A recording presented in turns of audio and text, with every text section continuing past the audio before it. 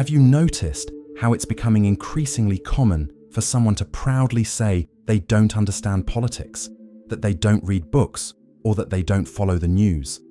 And even stranger, these people are applauded for it. It seems like we're living in a time where not knowing has become synonymous with honesty. Anyone who studies too much is boring. Anyone who thinks too much is problematic. Has ignorance become a desirable quality? This inversion didn't happen overnight.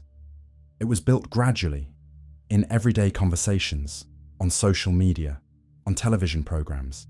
Knowledge came to be seen as something distant, cold, even dangerous, and baseless opinion gained the status of personal truth. Today, when someone admits they don't know about a subject, they're not seen as someone who needs to learn, but as someone authentic. George Orwell, a writer who lived in the last century, already warned of this danger. He wrote about societies where ignorance was deliberately cultivated, where thinking was forbidden, and where truth was manipulated until it lost all meaning. What he imagined as fiction is closer to our reality than we'd like to admit. In recent decades, something changed in how people relate to knowledge. In the past, when someone didn't know about something, they felt shame or at least curiosity. There was a desire to learn, to better understand the world. Today, it's different. There's a pride in saying you don't know and don't want to know. This pride isn't just individual, it's shared, celebrated, and even encouraged. On social media, it's common to see people bragging about never having read a single book or not understanding anything about economics. And the comments? They're full of support. Messages like, "You're authentic," or "You don't need to know that to be happy," multiply. Ignorance has become a kind of badge of honor, proof that you haven't sold out to the system, that you're not pretentious, that you're just regular folks. The problem is that this attitude hides something deeper. It transforms lack of knowledge into identity. Not knowing stops being a temporary condition and becomes a permanent characteristic, something to be defended. And when ignorance becomes identity, any attempt to learn sounds like betraying yourself. It's as if knowing the world meant losing your essence, as if purity lay precisely in not contaminating your mind with complex information. This phenomenon doesn't just affect people with little education. It cuts across all social classes. There are doctors who take pride in not understanding history, lawyers who boast about never having read philosophy, engineers who think it's unnecessary to comprehend art. Everyone in their own box, everyone in their bubble of minimal specialization. And outside of it, ignorance is treated as something natural, even desirable. After all, why know so much? Life is already too complicated.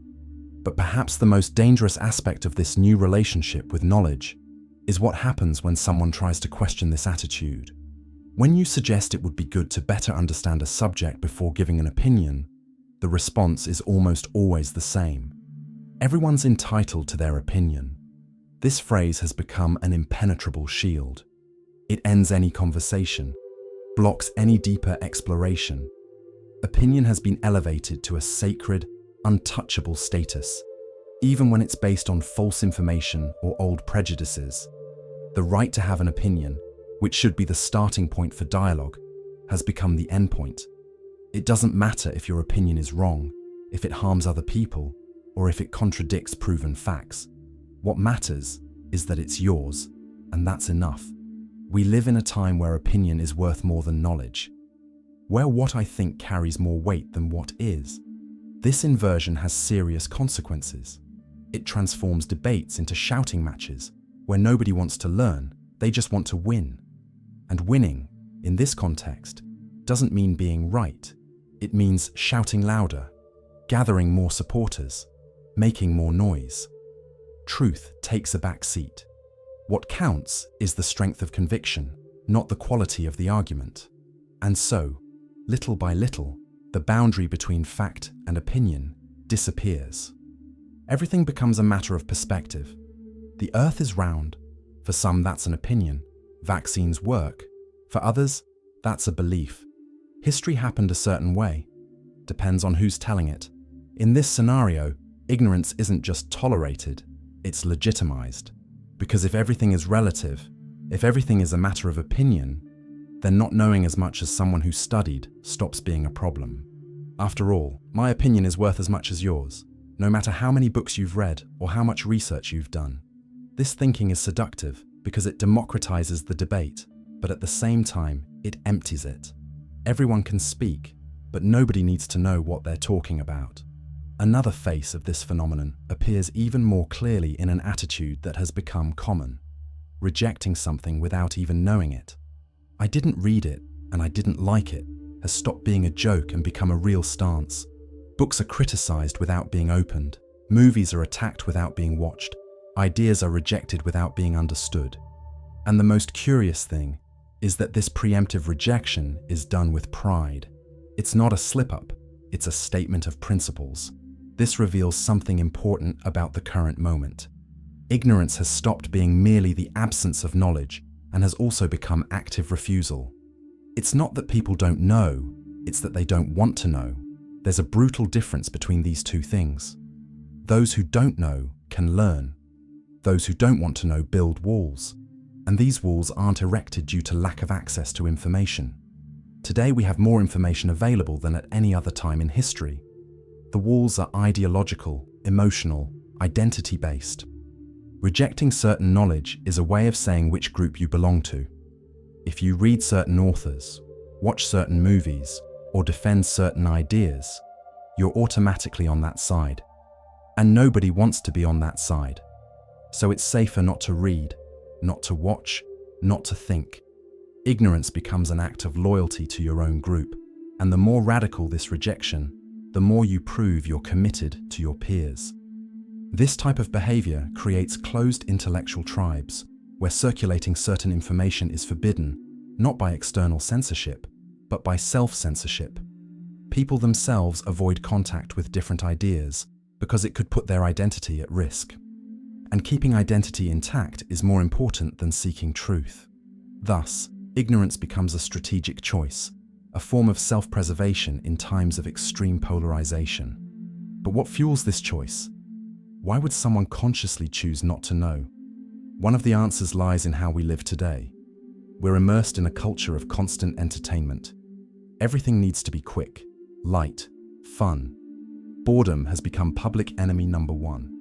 And real knowledge, the kind that transforms, requires precisely what we most avoid: time, effort, and silence. Truly learning isn't watching a 3-minute video. It's sitting down, reading, rereading, thinking, doubting, going back, reformulating. It's a slow and often frustrating process. You need to accept that you won't understand everything the first time. You need to live with doubt. You need to endure the feeling of ignorance before reaching any clarity. This is completely opposite to what digital culture teaches us. That everything is instantaneous. You ask, the answer appears. You search, the algorithm delivers. You get bored, the next video is already loading. There's no space for emptiness, for waiting, for the maturation of ideas. And without that space, deep thinking simply doesn't happen. What we have in its place are flashes of information, loose pieces of ideas, opinions formed in seconds. It's a way of relating to the world that privileges quantity over quality, speed over precision. And in this frenetic pace, ignorance isn't a defect. It's almost a necessity. Because if you stopped to really understand things, you couldn't keep up with the flow. You'd fall behind. So it's better to pretend you know. Or better yet, admit you don't know, and that it's all okay like that. After all, everyone's in the same boat. Nobody really understands anything. Everyone's just surfing on the surface. And if everyone's doing this, then it can't be wrong. The desertion of thought becomes collective, and therefore invisible. Nobody notices they stopped thinking because they look around and see everyone doing the same thing. This replacement of thought with entertainment has another important side effect. Emotion has become the criterion of truth. In the past, to know if something was true, you verified facts, consulted sources, used reason. Today, many people use another thermometer. How do I feel about this? If information provokes anger, sadness, or fear, it's rejected. If it brings comfort, hope, or confirmation, It's accepted. Truth has stopped being an objective matter and become an emotional one. This explains a lot of what we see on social media. Fake news spreads not because it's well argued, but because it touches on strong emotions. It confirms what people already feel. And when something confirms what you feel, it becomes very difficult to question. After all, your feelings are real. They're yours. How could they be wrong? This logic transforms each person into the measure of all things. If I feel something is true, then it's true for me. And if it's true for me, I have the right to defend it. The problem is that reality doesn't bend to our feelings. You can feel the earth is flat, but it will continue to be round. You can feel vaccines are harmful, but they'll continue to save lives. You can feel global warming doesn't exist, but temperatures will continue to rise. Emotion is an important compass for life, but it can't be the only one. When reason is abandoned in favor of feeling, ignorance becomes not just possible, but inevitable, because you simply discard any information that displeases you. And since learning always involves discomfort, since growing always involves reviewing beliefs, this emotional stance ends up being a guarantee of stagnation. You're stuck in what you already know, what you already feel, what you already believe. And you call this authenticity. Ignorance disguises itself as self-knowledge, and you feel good about yourself without ever really questioning yourself. There's also a very common refuge that functions as a shield against independent thinking. Common sense. Ready-made phrases, popular sayings, almanac wisdom. All of this offers ready answers to complex questions. And these answers have a huge advantage. They spare you from thinking. When someone questions you about a topic, just resort to a catchy phrase and that's it. Problem solved. Those who can, lead. Those who have sense, follow. Everyone in their own box. It's always been this way. These phrases function as mental shortcuts. They save energy, avoid conflict, and still give a sense of wisdom. After all, these are things everyone says that have been passed down from generation to generation. If everyone repeats them, there must be some truth there, right? Not necessarily. Often common sense is just the accumulation of old prejudices, dangerous simplifications, half-truths. It offers comfort, but not clarity. And worse, it blocks curiosity. When you already have a ready answer, why ask questions? When you already know what to think, why think? Common sense dispenses with doubt, and without doubt, there's no learning. This attitude is especially seductive in confusing times. When the world seems too complicated, when the news is frightening, when everything changes too quickly, turning to common sense is like seeking shelter at home. It's a familiar, safe, predictable place. But this shelter has a price. It protects you from the storm, but also prevents you from seeing the horizon. You stay safe, but you also become blind. And this voluntary blindness is one of the most common faces of modern ignorance.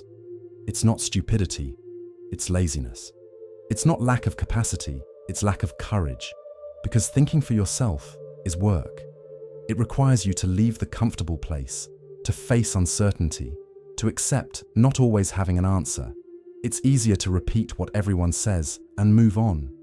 But there are cases where ignorance isn't just laziness or lack of time. Sometimes it's fear of the truth. Because the truth can be inconvenient, disturbing, even destructive. It can dismantle beliefs you've cultivated your whole life. It can force you to change course, reconsider friendships, rethink choices. And not everyone is willing to pay that price. Imagine someone who has always believed their profession was noble and necessary. One day, they discover their work contributes to environmental destruction. What to do? Investigate further, confirm the information, accept responsibility and change course? Or simply ignore it, discredit the source, and continue as before? The second option is infinitely easier. Truth, when it bothers, is quickly classified as exaggeration, as conspiracy theory, as paranoia from people who have nothing better to do. And so, the person moves forward, comfortable in their ignorance. This mechanism happens at all levels. The husband who avoids noticing signs of infidelity, the father who doesn't want to see his child's problems, the voter who refuses to accept scandals about their candidate. The truth is there, available, but it's ignored because acknowledging it would mean pain. And we humans are masters at avoiding pain. We have an impressive ability not to see what we don't want to see, not to hear what we don't want to hear. This ability was useful at many moments in our evolutionary history, but in the current context, it has become dangerous because the world doesn't stop changing just because you closed your eyes. Problems don't disappear just because you covered your ears. Ignorance can give you momentary peace, but it doesn't solve anything. And in the long run, it exacts its price. Entire societies can crumble because people preferred not to see the warning signs. Relationships can end because someone chose to live in fantasy instead of facing reality. Lives can be wasted because the truth was too scary. So ignorance transforms into self-censorship, into cowardice disguised as prudence. But if you're someone who isn't afraid of the truth, I have a special invitation for you to discover our exclusive content in the first pinned comment. But only click if you're really sure you want to escape the race of ignorant rats. And there's yet another layer to all this, which has to do with the lifestyle that's been sold in recent decades. Lightness, simplicity, positivity. Living in the now, not worrying about what you can't control, being lighter on yourself. All of this sounds wonderful, and to a certain extent, it is. The problem arises when this pursuit of lightness becomes a pretext for superficiality, when being light means not thinking about anything complex, when being simple means avoiding any depth, when living in the now means ignoring the past and not planning for the future. Modern life sells very well this idea that you need to be less dense, less heavy. Meditation, mindfulness, detachment. Everything focused on the present, on the moment, on feeling rather than thinking. And again, there's nothing wrong with this in itself. The problem is when this aesthetic of lightness becomes an excuse not to face difficult issues. When someone invites you to a serious debate and you respond, "I don't like heavy things, I'm more about peace and love." When you avoid the news because there's only bad stuff and prefer to watch kitten videos. When you reject any conversation about social problems because negative energy attracts bad things. This attitude transforms superficiality into virtue and reflection into a defect. Those who think too much are labeled pessimistic, neurotic, annoying. Those who care about the world are seen as people who should take better care of their own energy. Ignorance is sold as a healthy lifestyle. Not knowing becomes self-care. Not getting involved becomes wisdom. And so, an entire generation is being trained to avoid everything that requires mental effort. Depth is seen as unnecessary weight, and ignorance is seen as freedom. But is it really freedom, or is it just a more comfortable prison? The big problem with all of this is that truly learning in a way that transforms you, is uncomfortable by nature. It always has been and always will be. Learning means discovering you were wrong. It means realizing the world is more complicated than you imagined. It means accepting you're not as smart as you thought. This hurts. It hurts the ego. It hurts self-image. It hurts the feeling of security. And we live in an era that has absolutized well-being. Everything that causes discomfort is avoided, medicated, silenced. If you're sad, take a pill. If you're anxious, get therapy. If you're confused, find a guru who'll give you ready answers. The idea that some discomfort might be necessary, might even be beneficial, has practically disappeared. And this also applies to intellectual discomfort. When you start studying a serious subject, you feel stupid. You realize how much you don't know. This is humiliating. And since our culture doesn't tolerate humiliation, the answer is simple. Avoid learning. Give up at the first obstacle. Say it's not for you. That you don't have the head for it. That it's too complicated. That it's not worth it. In this way, ignorance becomes a shield against the pain of growth. You stay small, but you stay comfortable. You don't have to face the shame of being a beginner.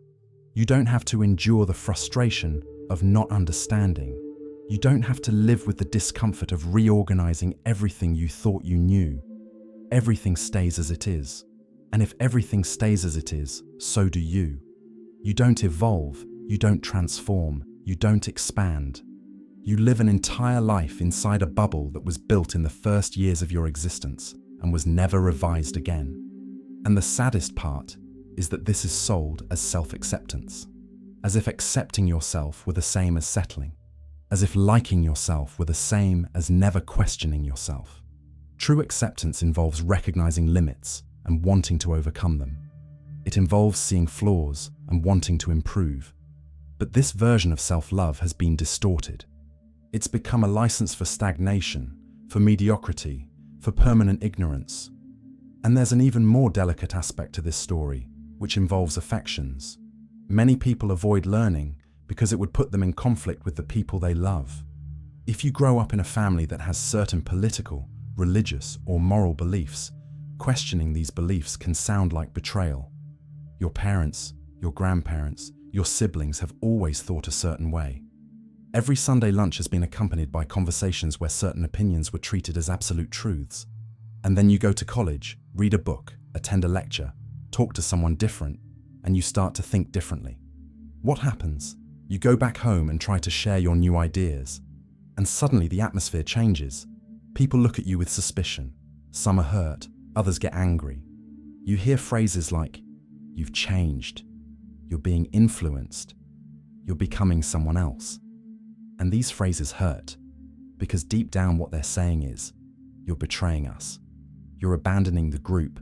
You're turning into an enemy." And who wants to live with that?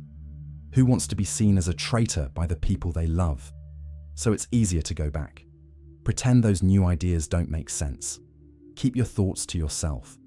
Or better yet, not even allow those thoughts to arise. Avoid the books that could change you. Avoid the conversations that could make you think. Stay faithful to the group, even if it means betraying yourself. Ignorance here functions as a relational pact. It's the price you pay to continue belonging. And belonging is such a strong human need that many people are willing to give up truth in order not to lose their bonds. This phenomenon explains why so many intelligent, capable, curious people simply stop learning at a certain point in their lives. It's not lack of capacity. It's fear of loneliness. It's fear of being expelled from the tribe. And as long as this fear is greater than the desire to know, ignorance will be cultivated as a form of effective loyalty. Another important element in this equation is something almost nobody talks about: silence. Truly learning requires silence, not just external silence, but especially internal silence. That moment when you're not consuming anything, you're not being stimulated by anything, you're just there, alone with your thoughts. And this kind of silence has become something rare, almost extinct. Most people can't stand being 5 minutes without picking up their phone. They can't eat lunch without watching something. They can't stand waiting for the bus without scrolling through their feed. Any gap of boredom is immediately filled with some stimulus. And so, silence never arrives. And without silence, there's no deep thinking, because thinking requires wandering. It requires looking at nothing, letting ideas float, waiting for them to organize themselves.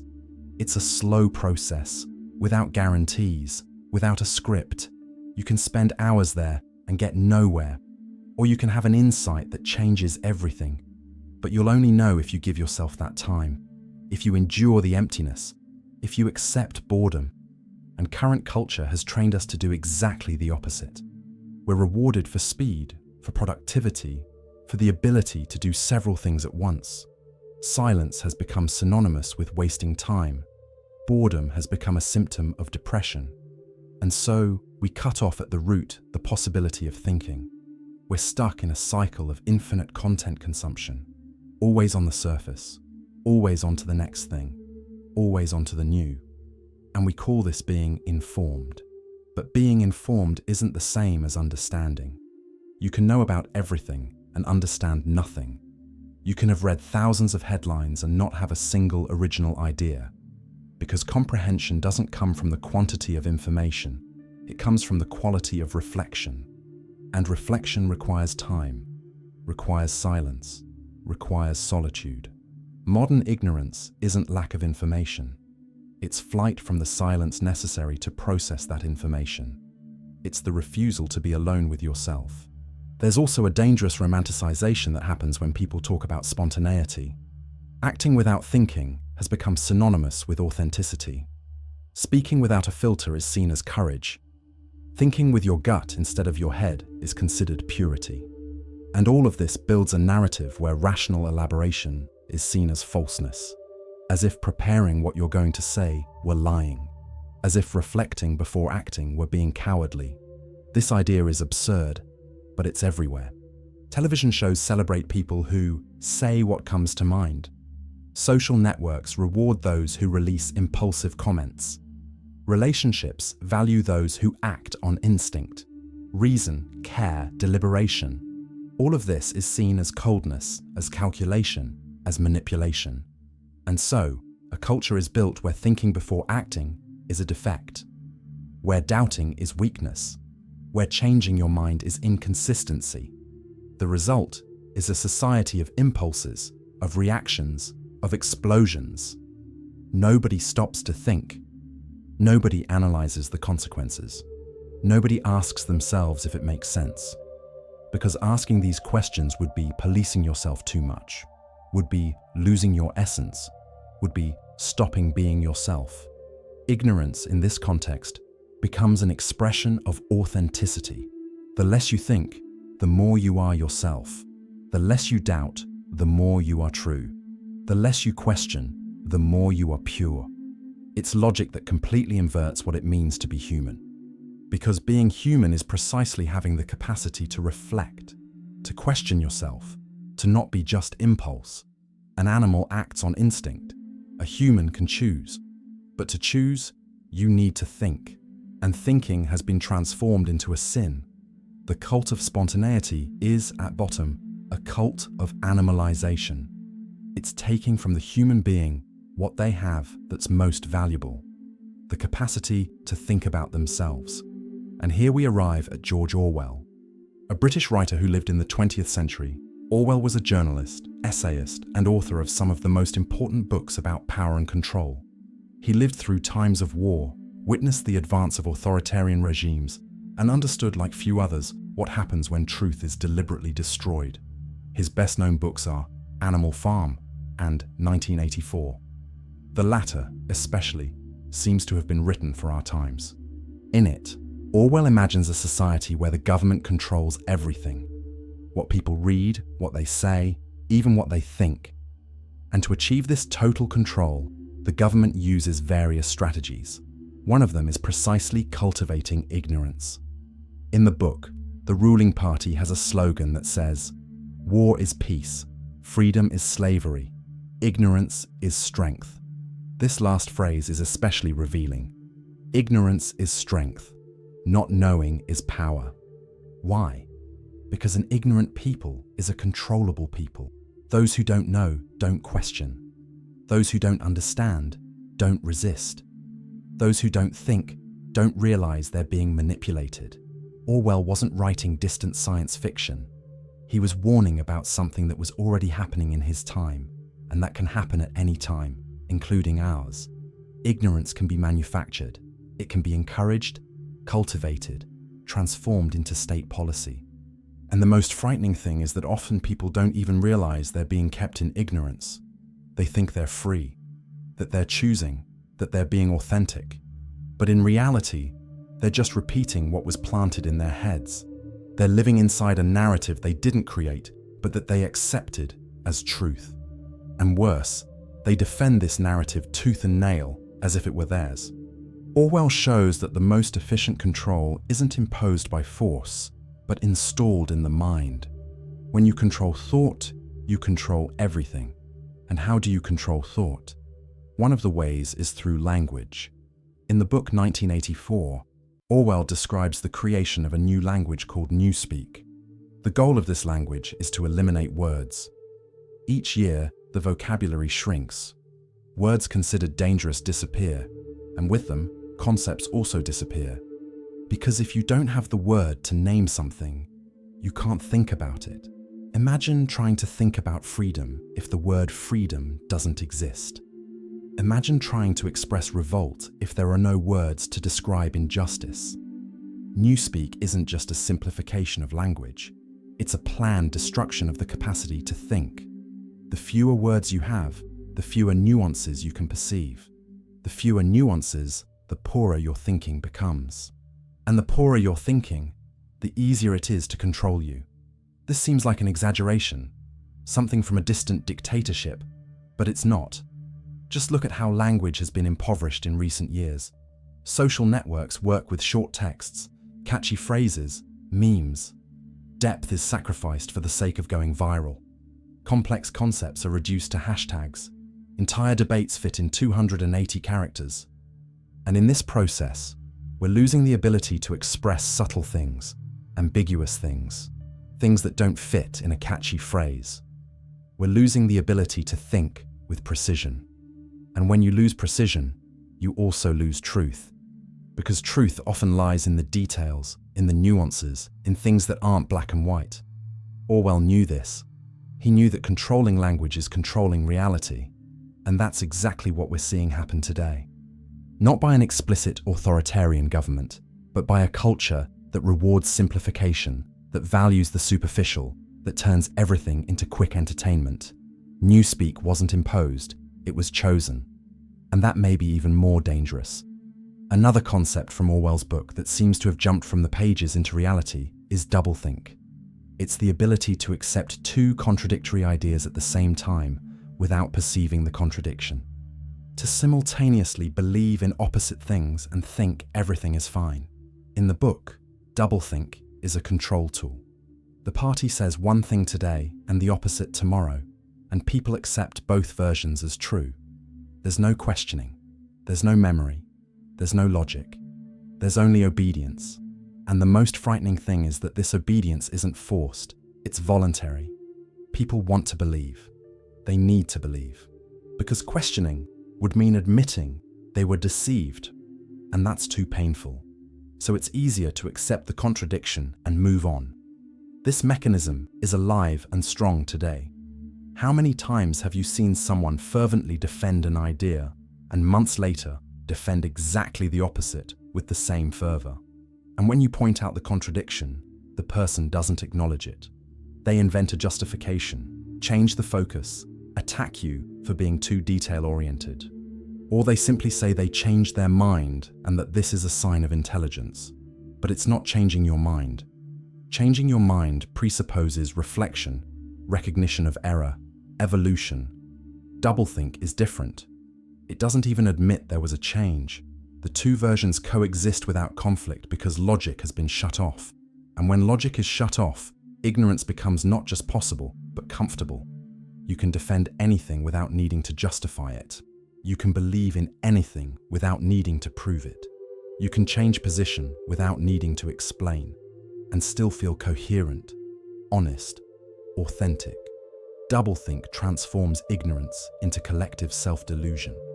Everyone lives in a bubble of contradictory certainties, and nobody perceives the absurdity of it, because perceiving would require thinking, and thinking, as we've already seen, has become an act of resistance.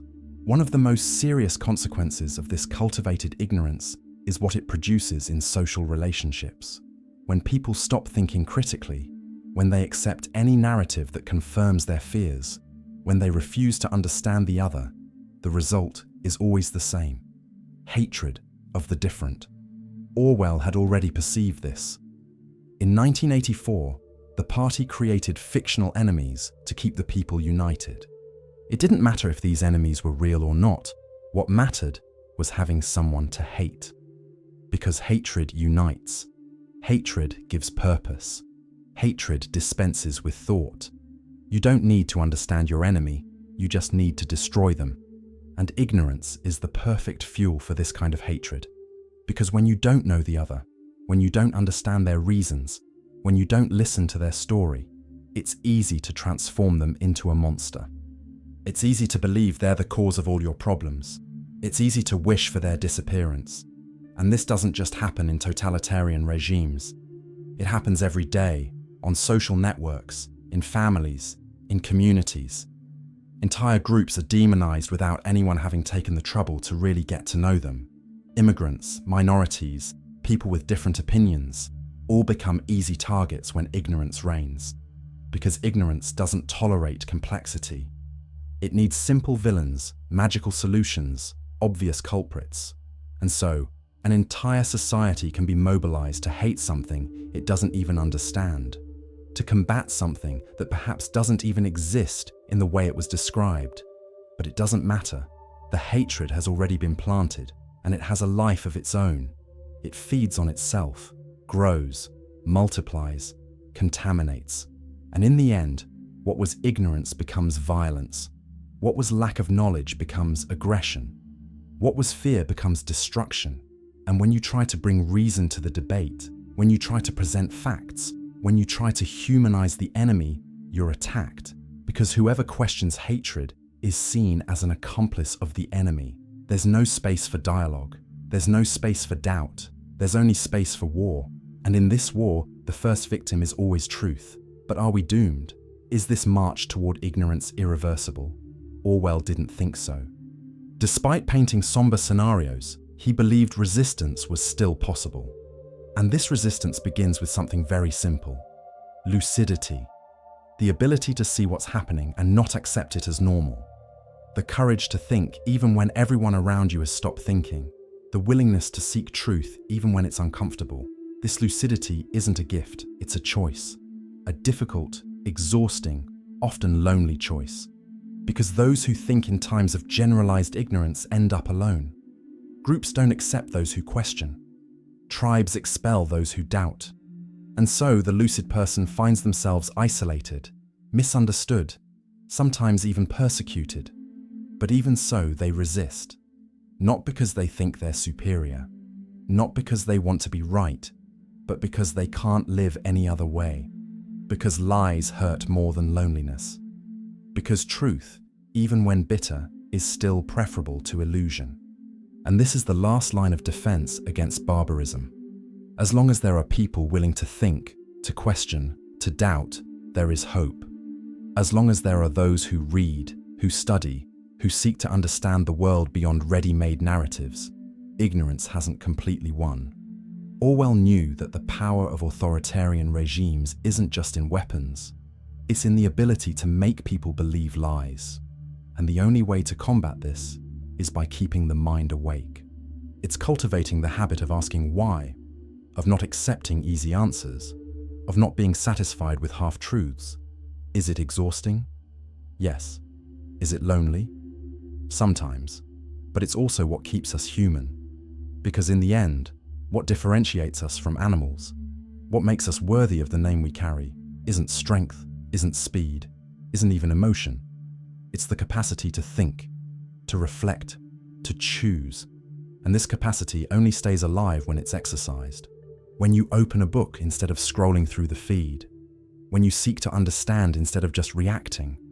When you accept that you don't know and go after learning. Lucidity is an act of resistance. And resisting, today, is simply not giving up on thinking. We live in a strange time. A time where not knowing has become identity. Where opinion is worth more than knowledge. Where superficiality is sold as lightness. A time where learning hurts more than ignorance. Where truth frightens more than lies. And in the midst of all this, Orwell's words echo as a warning nobody wants to hear. Ignorance is strength. Except he wasn't celebrating it, he was denouncing it. He was showing how ignorance can be used as a tool of control, how it can be cultivated, encouraged, transformed into policy. And what he imagined as dystopian fiction is closer to us than we'd like to admit. We don't live in an explicit dictatorship, but we live in a culture that rewards ignorance in subtle and dangerous ways. That transforms not knowing into virtue, that makes critical thinking an unbearable burden, that pushes people into increasingly closed bubbles. And worst of all of this happens with our consent. Nobody is being forced. We're choosing ignorance, one day at a time, one click at a time, one baseless opinion at a time. And these added up choices are building a society where truth doesn't matter anymore, where facts are negotiable, where everyone lives in their own parallel reality.